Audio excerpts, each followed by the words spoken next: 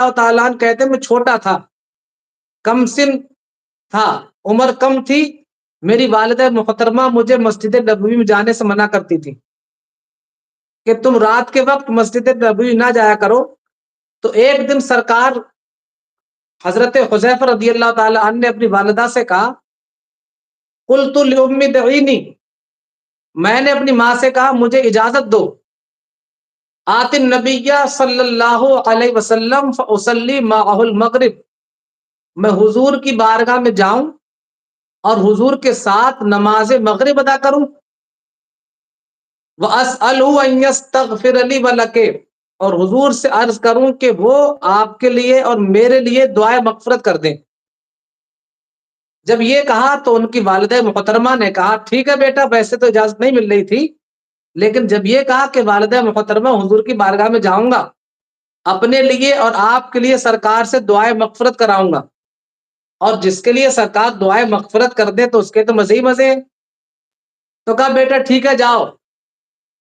فرماتے فاتیت النبی صلی اللہ علیہ وسلم، میں حضور کی بارگاہ میں حاضر ہوا، فصلیت معہ المغرب، اور میں نے ان کے پیچھے مغرب کی نماز پڑھی۔ اب میں اس فکر میں تھا کہ سرکار نماز سے فارغ ہو جائیں اور میں جس کام کے لیے آیا تھا وہ کام کر کے جاؤں۔ دیکھا کہ نماز ہو گئی، ایک کے بعد دیگر صحابہ کرام جاتے رہے اور سرکار لگاتار نفل نماز پڑھتے رہے۔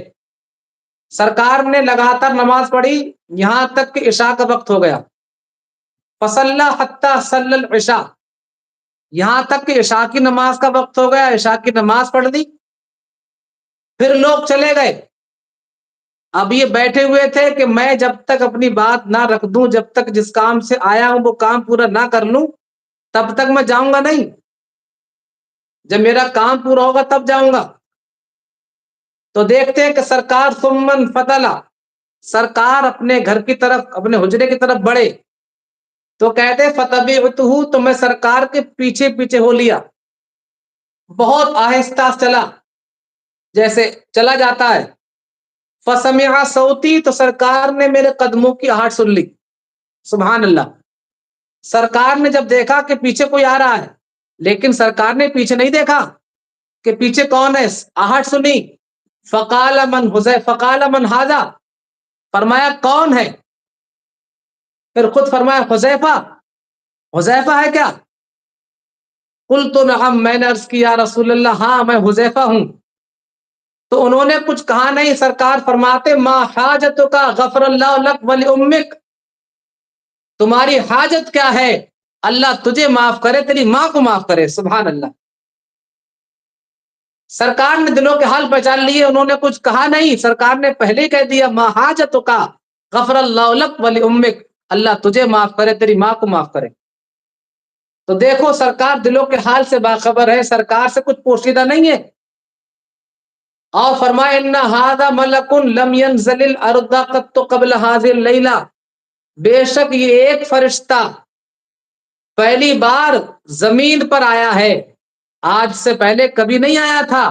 استأذن ربہ ان یسلم علی ویبشرنی، اور اس نے اپنے رب سے مجھے سلام کرنے کی اجازت لی اور مجھے بشارت دی بأن فاطمہ سیدۃ نساء اہل الجنہ، کہ فاطمہ جنتی عورتوں کے سردار ہے، وأن الحسن والحسین سیدا شباب اہل الجنہ، حسن و حسین جنتی جوانوں کے سردار۔ تو یہاں دلوں کے حال سے واقف ہیں، دلوں کے حال سے باخبر ہیں، تو سرکار سے کچھ پوشیدہ نہیں ہے۔ فریاد امتی جو کرے حال زار میں، فریاد امتی جو کرے حال زار میں، ممکن نہیں کہ خیر بشر کو خبر نہ ہو۔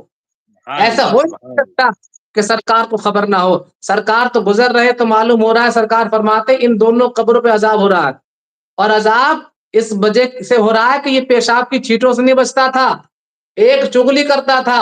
سرکار تو زمین کے اندر بھی دیکھتے ہیں اور یہ بھی جان لیتے کہ عذاب کس وجہ سے ہو رہا ہے۔ تو دعا سے مراد سرکار کا نور علم ہے، سرکار سے کچھ چھپا ہوا نہیں ہے۔ آپ پوشیدہ بھی دیکھتے ہیں، ظاہر بھی دیکھتے ہیں، باطن بھی دیکھتے ہیں، لوگ تو صرف آگے دیکھتے ہیں، لیکن حضور کی آنکھوں کا کمال یہ ہے کہ آپ آگے بھی یکساں دیکھتے ہیں، پیچھے بھی یکساں دیکھتے ہیں، دائیں بھی یکساں دیکھتے ہیں، بائیں بھی یکساں دیکھتے ہیں، اوپر بھی یکساں